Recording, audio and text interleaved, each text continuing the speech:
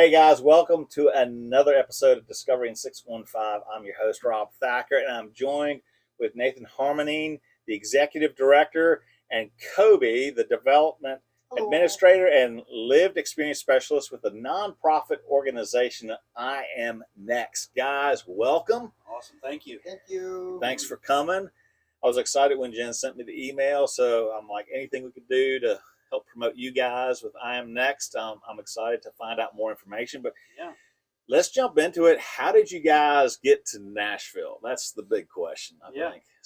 So I'm from Illinois originally, born and raised.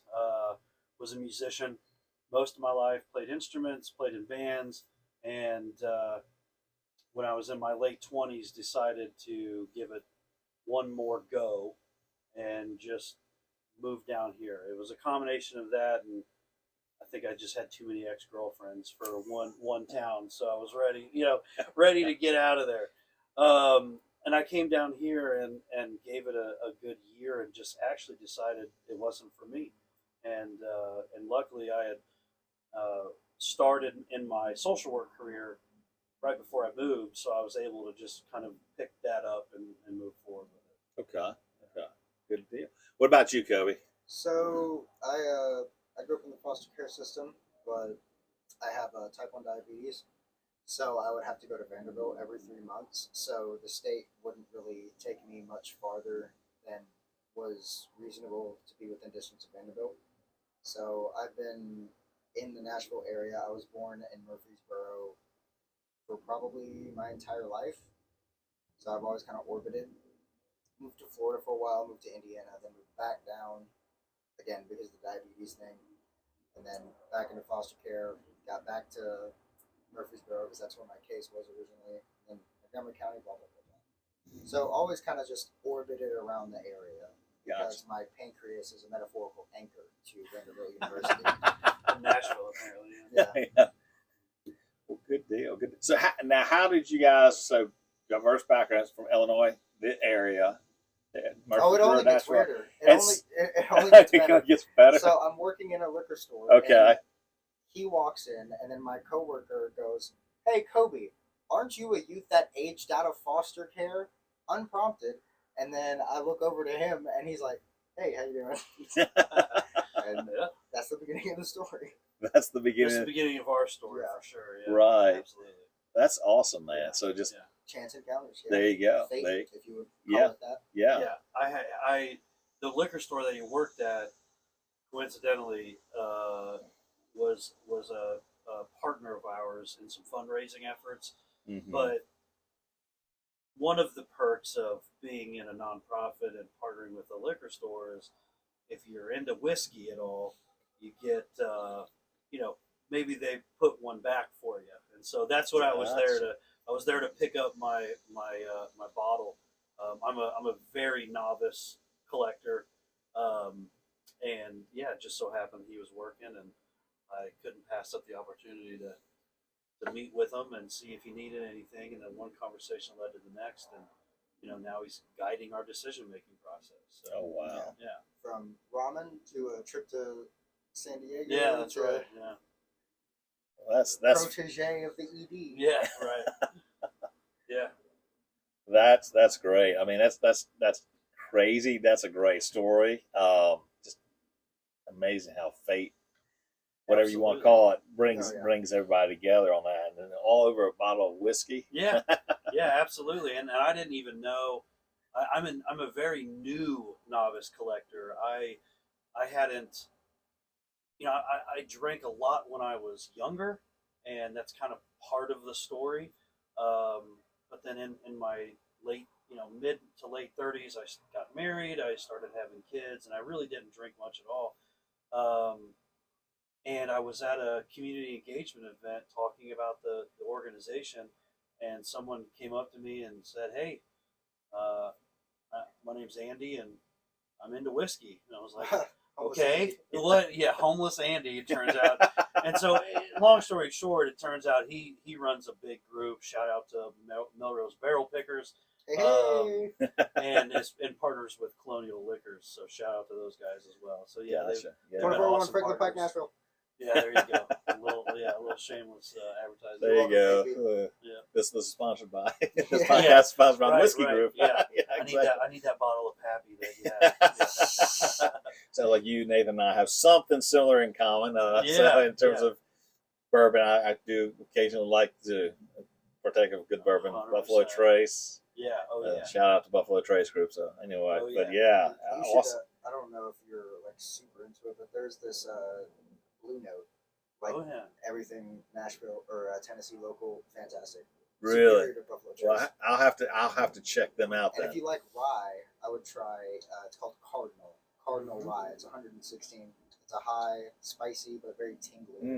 Yeah, it's Yeah. my superhero movie whiskey. Got a There bottle you go. of myself. There you go. Yeah, it was There a you go. store. Well, That was my first. That was your my first very store pick? first bottle. Yeah. Anyway. anyway. Yeah, No, that's we're in a nonprofit. Sorry. Not, Yeah. No, guys. No. We work with Extension of Foster Care. yeah. Well, we'll jump down. We'll come out of that rabbit trail, a little rabbit hole there. But so let's get to that. Let's get to that. Great segue to I Am Next. What was the inspiration for this? How did this nonprofit come about? Yeah. And what are you guys doing? I'll take it from here. So, in the state of Tennessee, the extension of foster care system is kind of abysmal insofar as the rigidity when it comes to the rules, what you have to do to maintain eligibility, what you have to do to even get help. And this is coming from kids who have grown up since they're in continuum of care. Foster care in of itself already have some pre-existing debilitations that would prevent them from having a fair start, just insofar as the fact that we don't have parents or anyone to be like, hey, can I borrow $20 for gas? Well, that, and we most often don't have cars or licenses, but that's neither here nor there.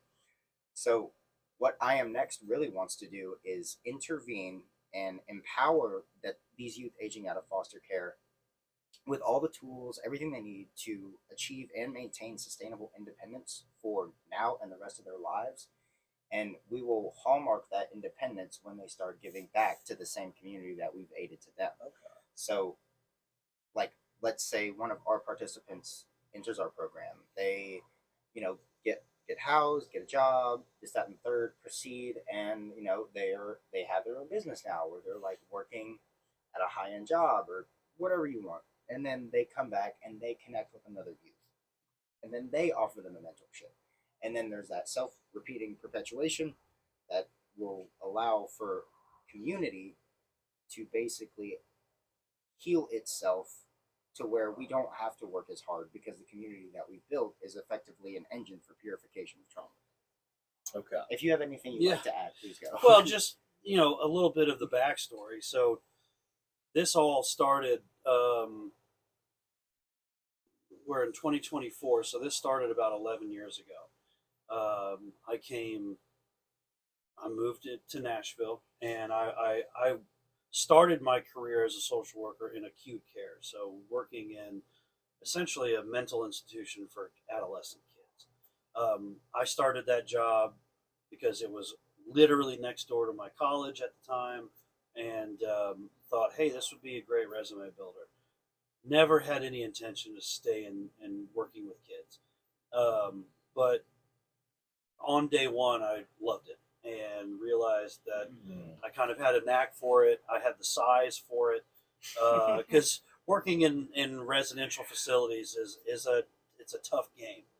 And so when I moved down here, I transitioned to a different facility here, but then ultimately wound up at a company called OmniVisions. Okay. OmniVisions is the largest private foster care provider in the state of Tennessee. They partner exclusively with DCS. They have foster families. They have resource coordinators, etc. So my job was essentially a glorified transporter. So for kids who were from Middle Tennessee, under 18 years old, but placed in residentials all across the state, my job was to go pick them up in a pre-COVID, pre-Zoom, and pre-Teams world. I would have to bring them back for court hearings, for home passes, etc. And then when they turn 18, my job was to pick them up and take them back to the next destination. And that's where everything started. I was picking kids up who had been in, let's say, Memphis for 3 years in a residential program, and taking them back to the environment from which they came originally, that led them there in the first place, or that let them down, that failed them, taking them to other agencies, taking them to friends' houses to sleep on their couches, and in the worst cases, taking them to the homeless shelter. And so it blew my mind that we were the largest foster care provider in the state of Tennessee, and this is what we were offering our kids who were turning 18. And it just so happened that the leadership at Omnivisions was really kind of thinking the same thing. So I put together a proposal, I did a bunch of research, and I was fortunate enough to be awarded enough money from my company to start our very first independent living program, which was essentially a group home for 18 to 21-year-old males who were aged out of foster care but were enrolled in what's called extension of foster care with the state. So we were very proud of that. We worked very hard, but soon after that, we realized that that model was really not a very successful model, that we were really just repeating the cycle and giving them an experience that they've already been dealing with sometimes the majority of their lives. So it's still a group home. It's still, there's no privacy. There's really no autonomy. Like, there's a little bit more of it, but it's just kind of dangling a carrot. And so in 2018, we started to really talk about how could we approach this differently. The for-profit model, which is Omnivisions is a for-profit company. The for-profit model was very, very limited, and it was 100% dependent on the Department of Children's Services. And so if the department deems one of our kids no longer eligible for extension, then we in turn have to discharge, aka evict, that kid onto the streets. So once again, didn't make any sense to me. So that's why we started the nonprofit, because now our goal is to develop an alternative approach that has nothing to do with the state, that instead leverages community and builds true foundational support for our kids. So our belief is built on 3 pillars: housing, transportation, and community. If we can get them a safe and stable place to live through housing of our own, through rental assistance vouchers, through other types of programs that isn't time sensitive, that really gives them enough time to decouple from the state, to acclimate to what the real life is like, and that we give them a driver's license, so through a driving school that we operate, and then wrap the community around them for meaningful employment, for financial literacy, for basic needs support, mentorship, that we can actually give them a long runway to success and a much greater chance at, like, again, like Kobe said, sustainable independence. I mean, that is the main goal.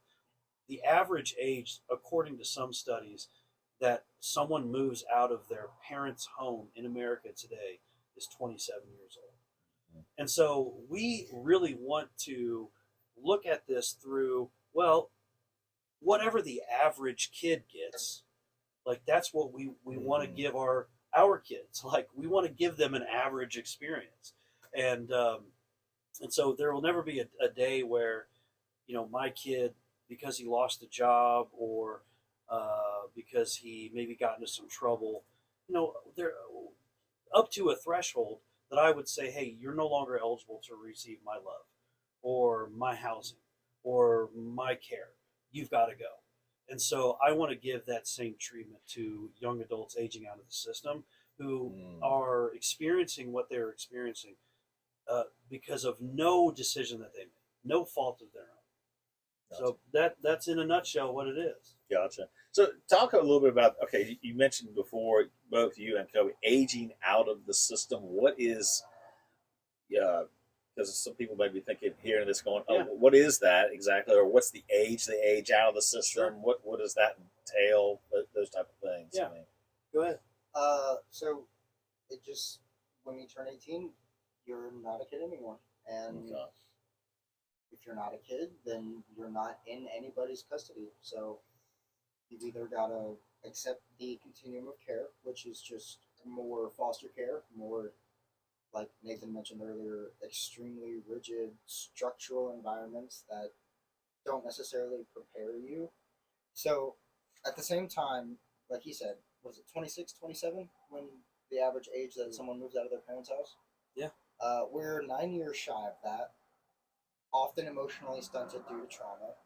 So, like, mentally, we're probably like 15, 16, 17, and we're either forced directly into the world at 18 because I guess you're legally an adult, you can fight for your country, you can fend for yourself, something.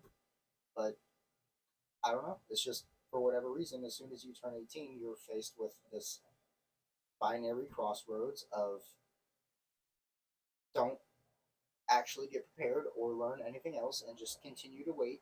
And then that eventuality of, everything that would have happened when you were 18 will just come to pass whenever you're out of extension of care. Or figure out your damn self and just wish you the best. So long, and thanks for Yeah. all the fish. Yeah. So when there is supposed to be a system for preparing young folks to age out.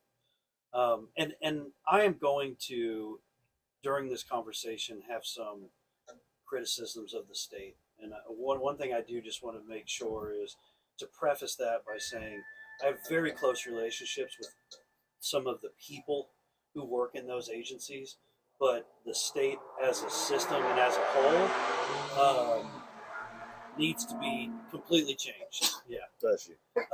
So when you turn 17 in custody, you are supposed to experience what's called a transitional living planning meeting, which basically says, "Hey, you're going to be 18 in a year. Here's what we need to do to get you ready." Now, oftentimes, in a lot of cases, that meeting either never happens or it happens late, or the planning around that year is non-existent. I mean, I think I remember asking you, and you didn't even remember having it, Right. or it was vague or something. But It was anyway, vague, or they were just pushing for adoption. yeah. the So entire time. so when you turn 18, you have an option. You can either just go at it on your own and say bye, see you later, or you can accept what's called extension of foster care.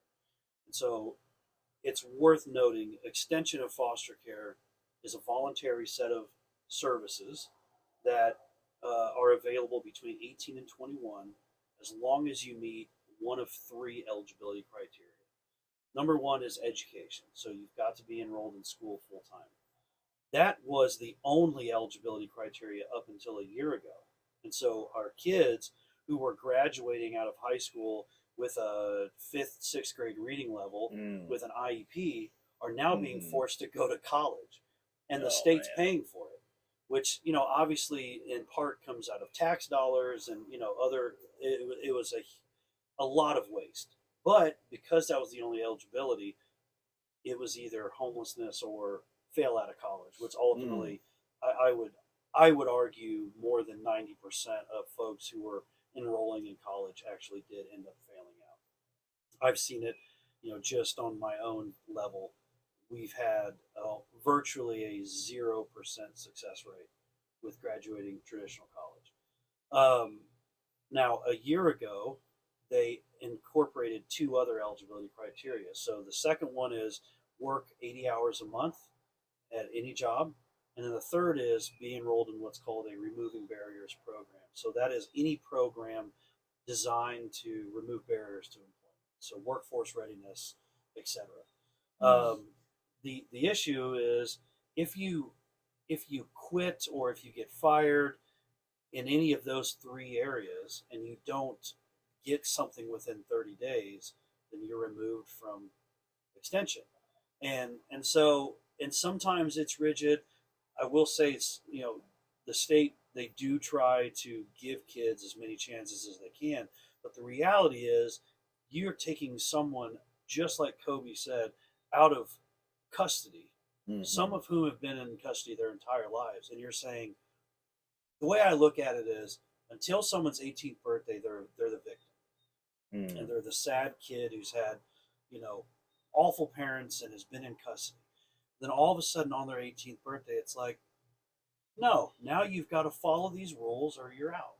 And so it ends up being that roughly 900 kids a year age out of foster care in Tennessee, in Tennessee alone.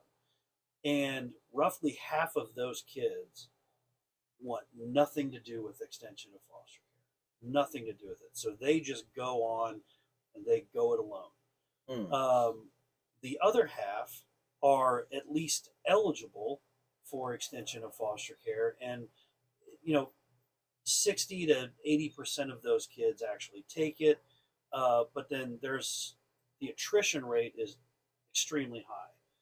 So a study that was conducted, I think, 2 years ago from the Annie E. Casey Foundation stated that 80% of kids who accept extension of foster care on their 18th birthday are gone by 19. Wow. And so, and then there's 80%. 80%. Yeah. Wow. Yeah. So we were waiting for some data to come out post the inclusion of these other eligibility criteria, but I don't think it's going to change much. I think length of stay is going to be positively affected, but I don't think ultimately that attrition is really going to change because it just takes it. There are some kids, and I've come across plenty of them, and I would say Kobe is one who do pull themselves up by the bootstraps, right? Like who kind of already have that cognitive capacity. But if I may interject, we should not make the exceptions the expectation. Right. That was exactly my point. Yeah. Exactly. Yeah. It's like there are some who get out of it, but there are many who don't and end up, 50% of the chronically homelessness population in America spent time in foster care. Wow. So that was 50%? Yes. Yep. Wow. Wow. You mentioned workforce. I wanted to ask this question too. Does the state or anybody look at trade schools, getting these kids involved in trade schools and giving them that opportunity as well? Or because some of these kids, not every kid, even whether foster care or even in a normal care situation, are geared towards 4-year colleges, 2-year colleges, community colleges, whatever. Some are gifted with the tactile. Exactly. Yeah. And the short answer is yes, absolutely. And I will kind of back up a little bit. Even before the addition of the eligibility criteria, trade schools were an eligible school.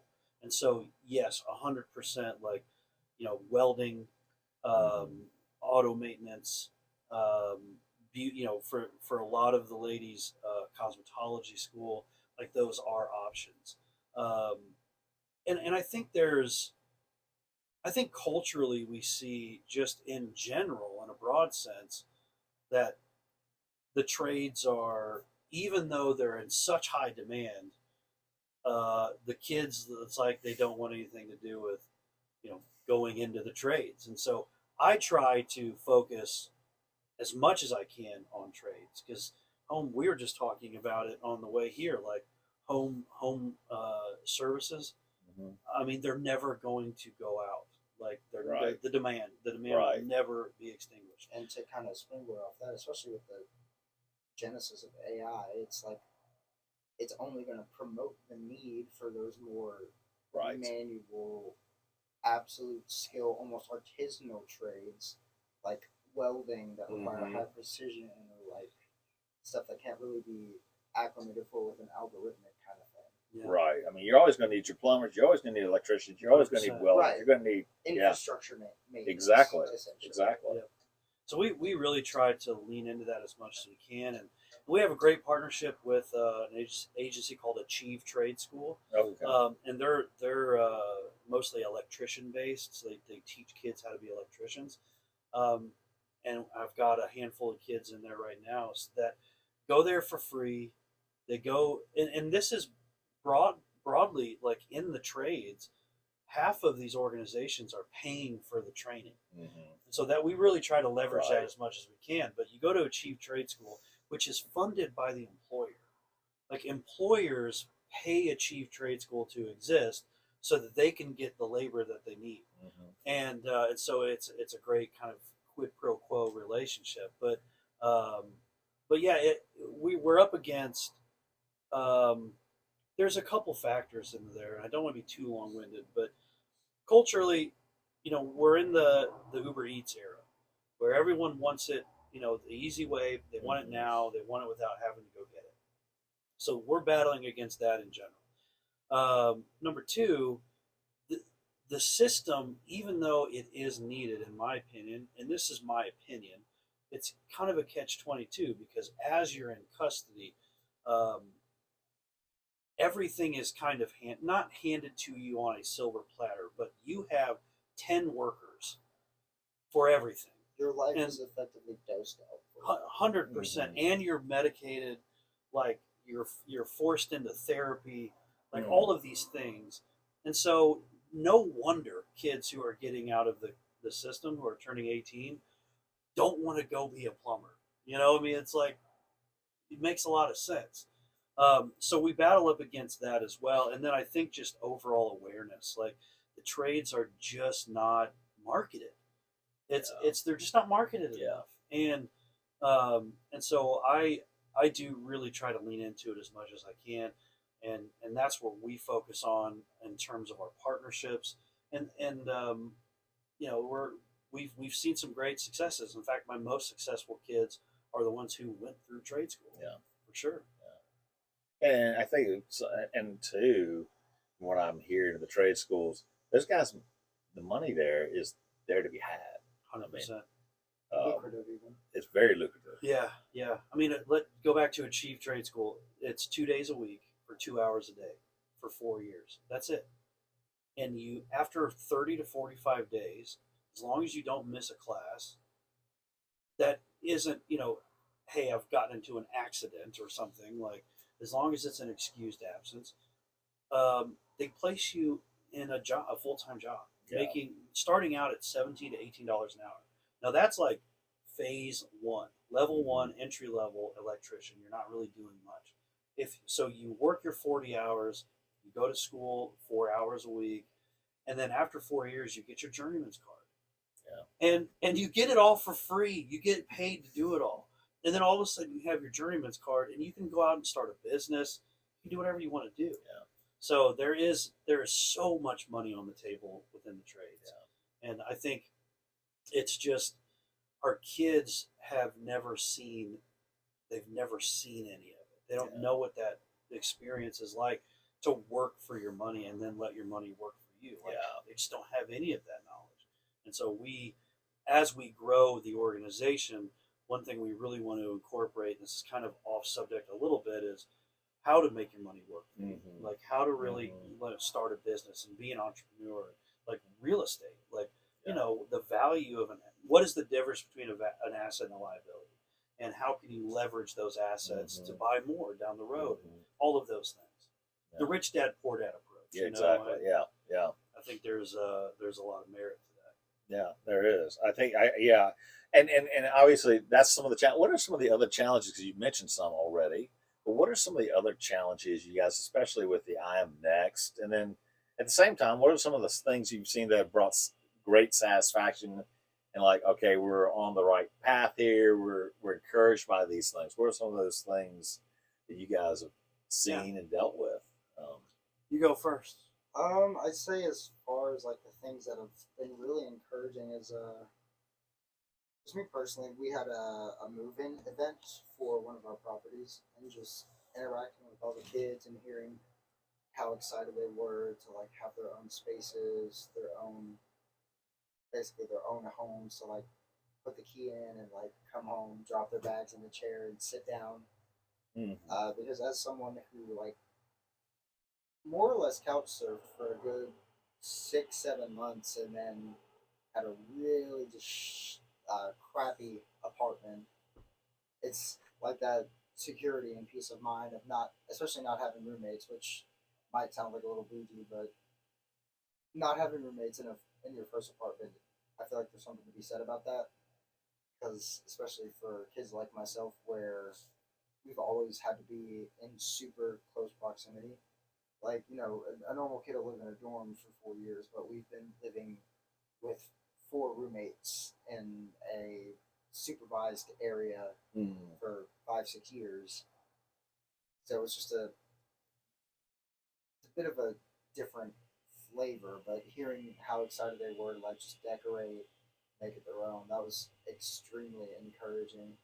And as far as challenges go, from just my own perspective, I would say that trust is always going to be a big thing. Just when it comes to being like a child of the system, if you look at someone who you don't know and who you don't know if has even experienced what you've experienced, and they're telling you like, "Hey, this is what's best for you," it's kind of going to trigger that adverse response that has been developed to where, well, you don't know what's best for me because you don't even know me. So overcoming that trust and trying to assuage those inhibitions towards accepting help is probably going to be one of the most, probably the most major challenge that we face, just based on my own feelings on how I would feel if I was in their shoes. Yeah, and I would say just to piggyback, roommates that you had no choice of. Right. You know, Right. I mean, that's Exactly. the other thing. Like, he's not picking his roommates. Yeah.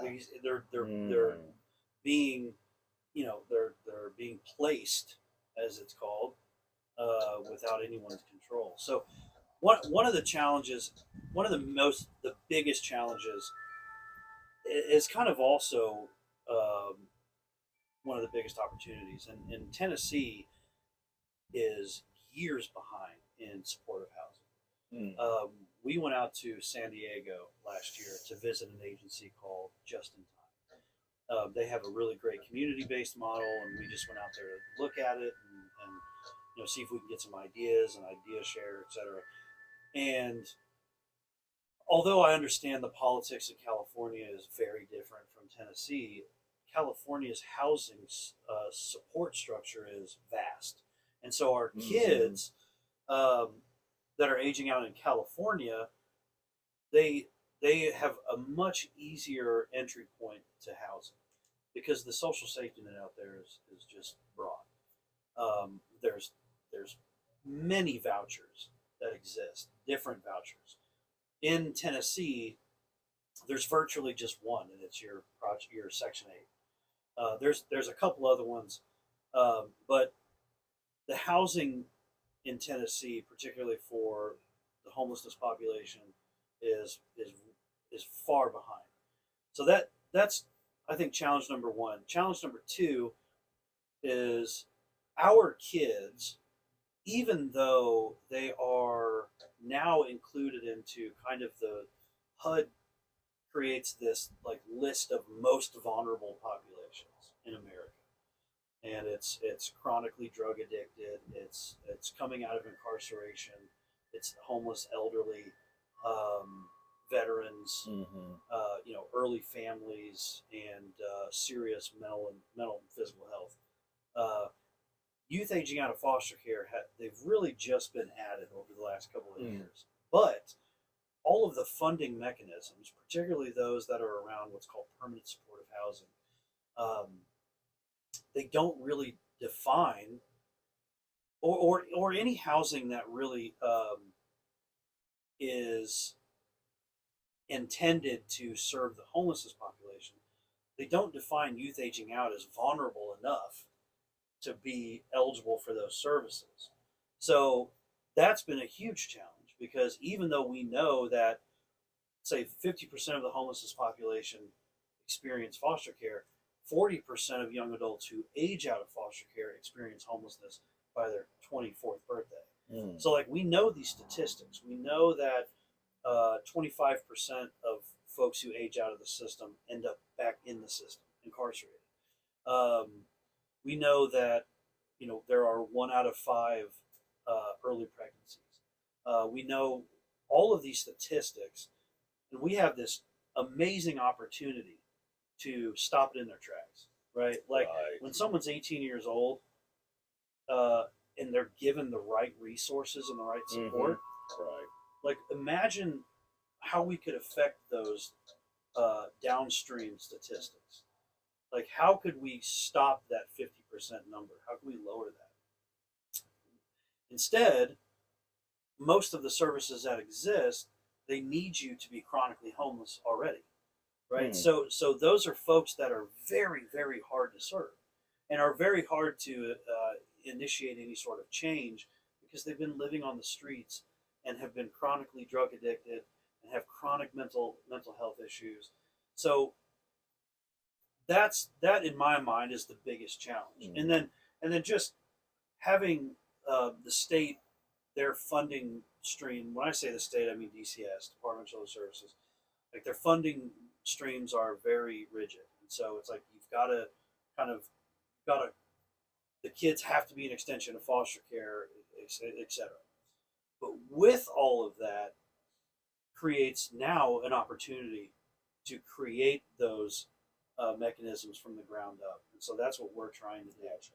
And we are working on a massive project right now called Greenview Apartments, where we are attempting to leverage state and local metro dollars and redefine what it means to essentially be vulnerable enough.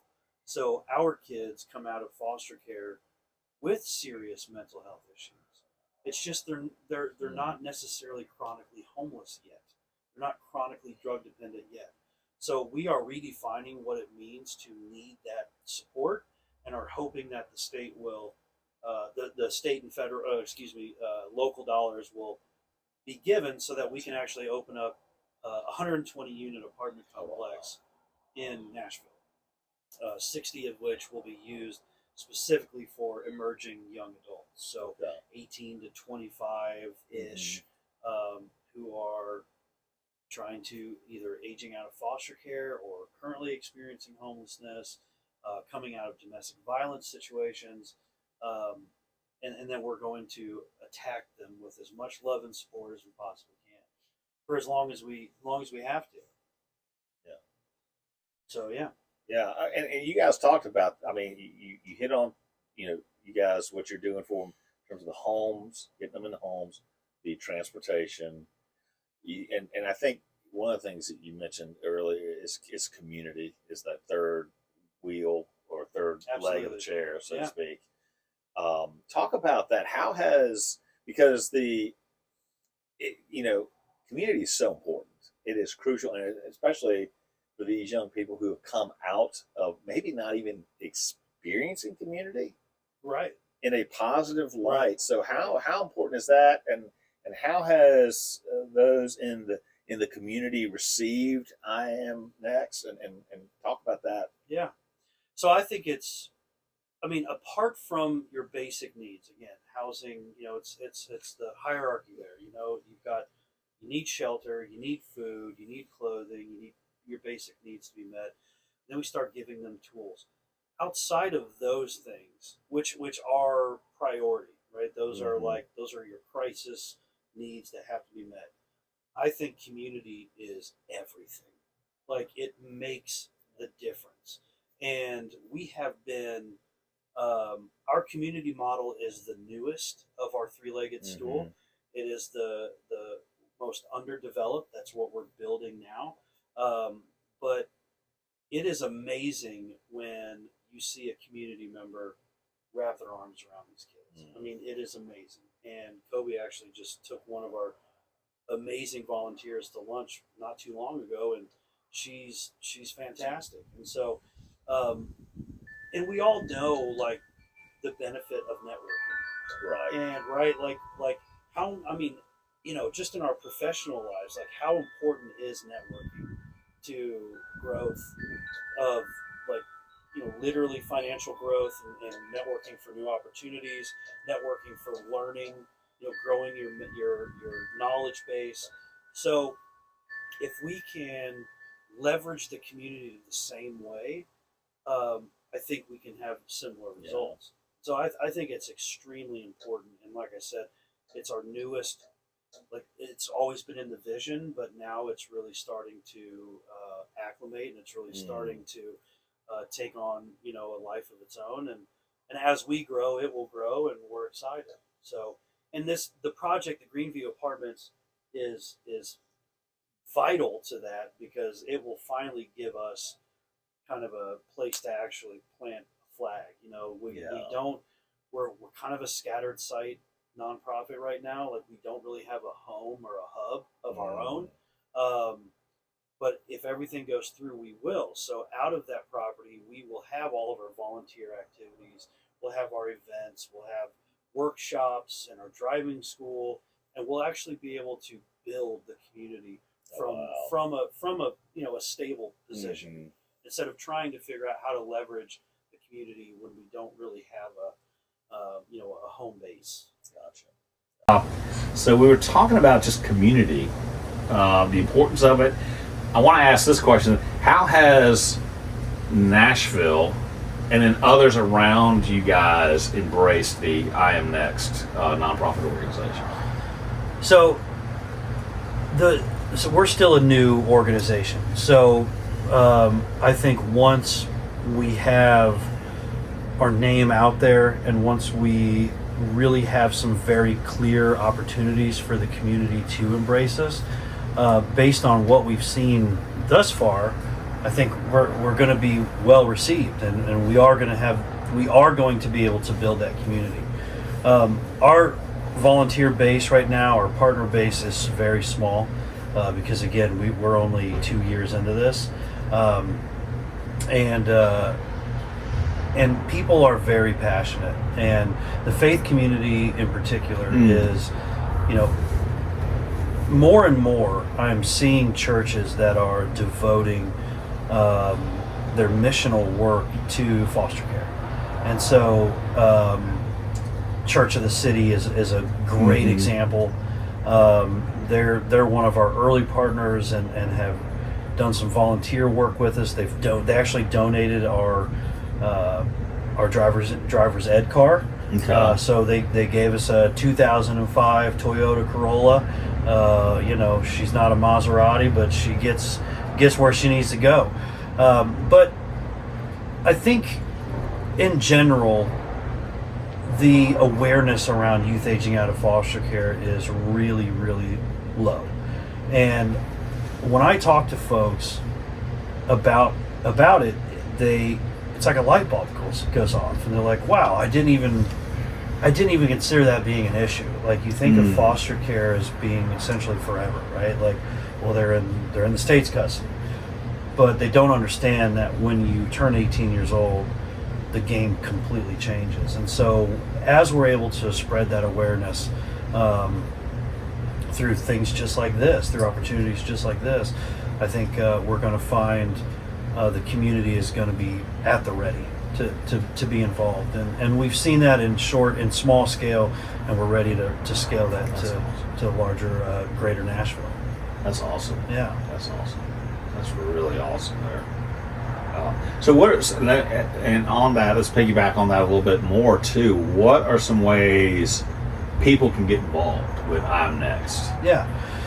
So we've got a few opportunities. So we have a great relationship with the store. It's Brad Paisley's project. Okay. It's located off of 12 South. And it is essentially a grocery store for low-income folks, or for vulnerable populations. They can go there and shop essentially for free. We have a relationship built. So one of our problems is getting the kids to the store. So our number one need right now for volunteerism is going to be transportation. Helping kids who don't have a driver's license, and we can talk about the bus, but there's so many barriers with the Metro City bus. I mean, it's never on time. It's kind of dangerous. It's kind of dirty. It's all over the place. I think Kobe could attest to that. And not even just me, but every Thursday I go to it's called the YAP, the Youth Action Board Against Homelessness, and just like hearing some of the stories that my compatriots are telling about, like the bus station, like the WeGo station, and again, it's a public metro transportation service in a city, an urban city at that. So you can't expect it to be peaches, daisies, and dandelions, but at the same time, like, in good faith, I would not send like a young lady on the metro bus and not be worrying about her well-being the entire time she's in transport. Does that make sense? Yeah, it makes perfect sense. Yeah. Which I think is the hallmark of it not being safe for everyone, because in your own car, it's effectively like your own domicile. Like, that's your area, that's your domain, and it's almost like a safety thing, because like if you're in trouble, you can get in your car and lock the door. But like on the bus, like, and again, I might be biased, but like for the young ladies who are already like pretty vulnerable when it comes to like just being in a public space or like around dangerous, high-risk environments, I just don't feel good being like, yeah, I know you've been through a lot, here's a bus ticket, and you'll probably see reminders of your abuser every time you go to work. But let's not worry about that. Yeah. So yeah. So transportation and helping us with that is Yeah. paramount. Number Please, one. thank you. Like, until we can get. So our goal is to get every youth who's aged out of foster care a driver's license. That's our vision. But then also to help them buy a car in one way or another. Until we can achieve that goal or have really like robust pipelines to achieve that goal, we are really looking for folks who may have some time to throw a kid in the back of their car and take them to the store to go grocery shopping. Or if they have a doctor's appointment, and take them over there to the doctor's appointment, and we hope that they build relationships at the same time. Like, at the end of the day, all of our volunteer opportunities are meant to build meaningful relationships. And so if you're a volunteer and you're taking 5 or 6 kids a month to the store, we hope that maybe one of those kids is really going to attach onto you. You're going to say, oh man, just like I did with Kobe at the liquor store. I mean, that was such a natural connection.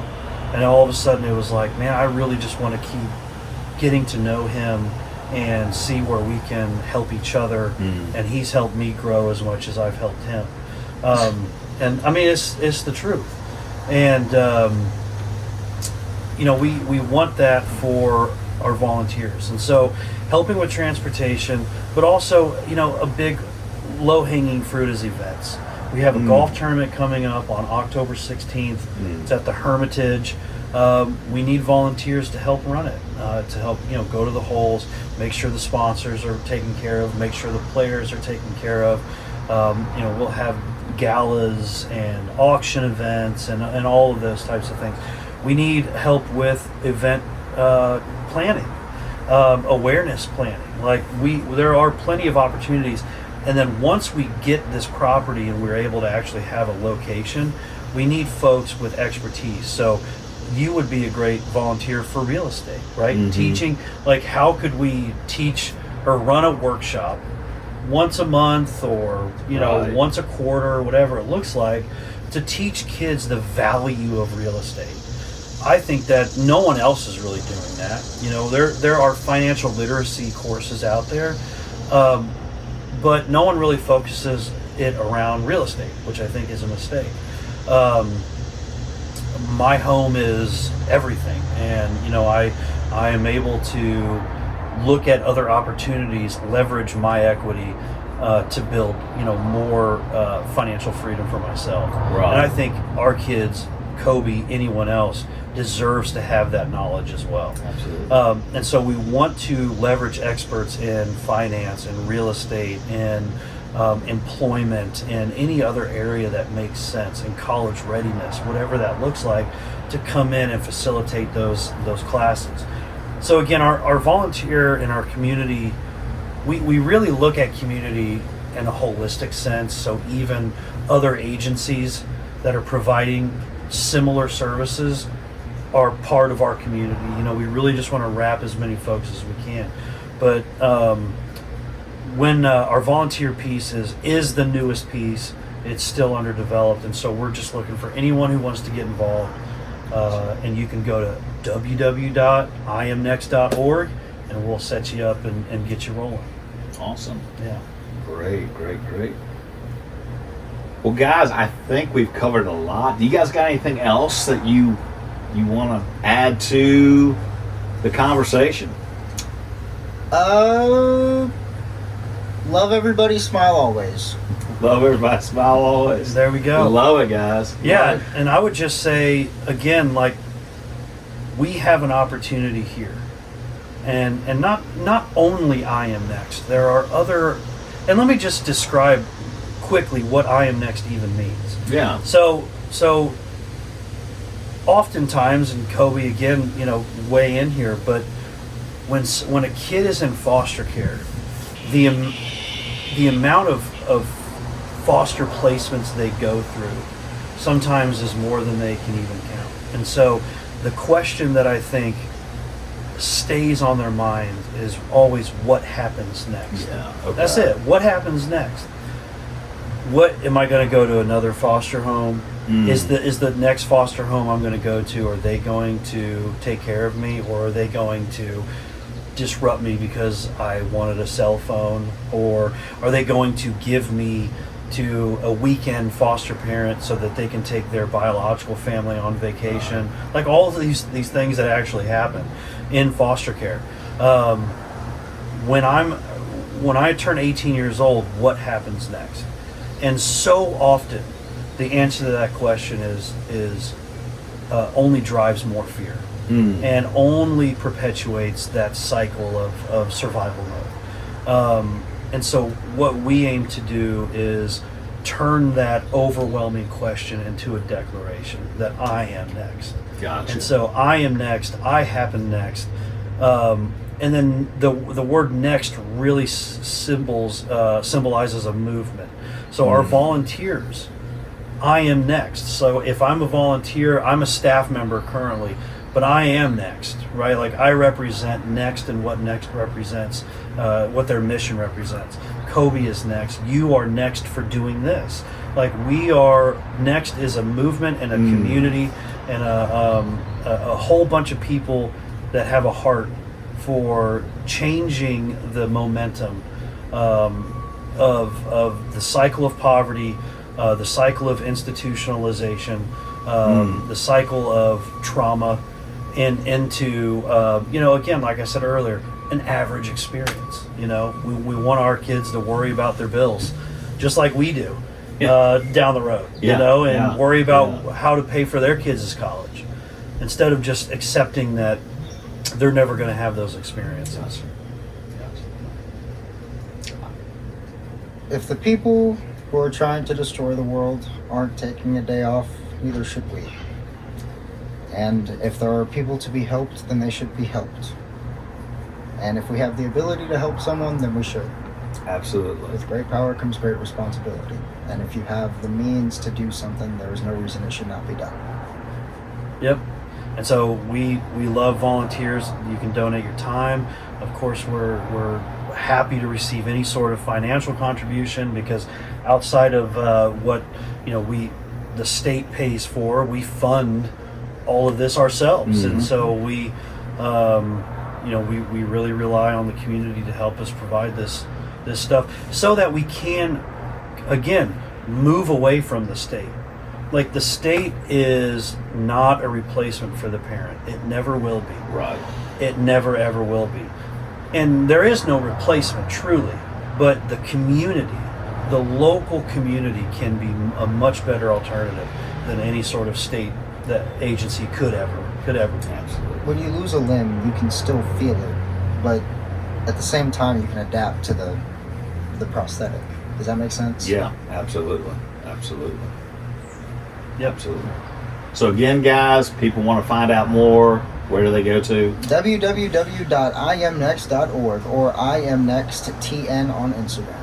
IamNext_TN. _ on Instagram. Yeah. But Awesome, the website is new. And so we actually just, not to be long-winded, but we just changed the name to I Am Next a month and a half ago. So it's still actually The website's under construction, but we have all of our volunteer applications and information on there. But yeah, www.imnext.org. That'll get you where you need to go. Good deal. Cool. Good deal. The surprise guest for the end of Somebody, the yeah, surprise podcast. me. Yeah, come here. Anyway, That's awesome. good deal, guys. Great. All right. Quick. Nova had to get her time in the sun, right? Yeah. Absolutely. All right, guys. Well, thanks so much. Thank you all for watching Discovering 615. Until next time, see you later. See you later. Love you. Bye. See ya.